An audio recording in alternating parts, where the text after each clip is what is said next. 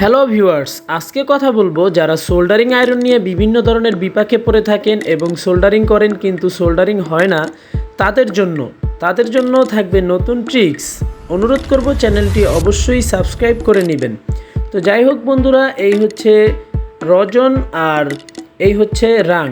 তো আপনারা যারা নতুন আছেন ভিডিওটি অবশ্যই তাদের জন্য, যারা এই বিষয়ে সিনিয়র বা অভিজ্ঞ তাদের জন্য কিন্তু ভিডিওটি নয়। তো যাই হোক, আপনারা যারা বাজার থেকে এই ধরনের তাতাল কিনে নিয়ে আসেন তাদের অনেকেরই অভিযোগ সোল্ডারিং হয় না বা রাং গলে না, ধরে না। তো এটা কেন হয়? এই যে আমি তাতালটি নিয়ে এসেছি, এটি হচ্ছে মূলত আমি হিট দিয়েছি।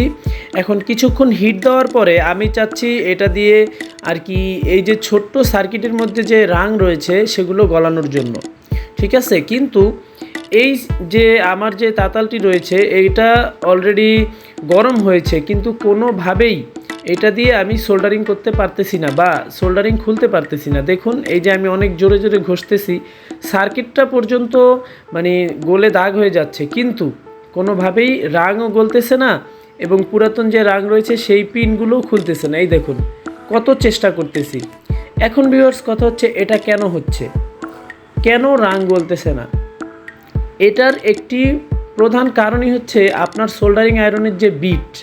দেখুন, এই যে একটি বিট আর আমার সোল্ডারিং আয়রনে যে রয়েছে আরেকটি বিট। তো এই যে নতুন বিটটি দেখাচ্ছি, সোল্ডারিং আয়রনের বিটটির সাথে নতুন বিটটির কিন্তু পার্থক্য রয়েছে। সোল্ডারিং আয়রনের মধ্যে মূলত নর্মাল ম্যাটেরিয়ালসের কম দামি বিট দেওয়া থাকে, তাই এটা দিয়ে রাং গলে না এবং আপনি কোনো কিছু ঝালাই করতে গেলে হয় না। আর এই যে আমি আরেকটি বিট লাগিয়ে নিচ্ছি, এটি হচ্ছে একটু হাই কোয়ালিটি বিট।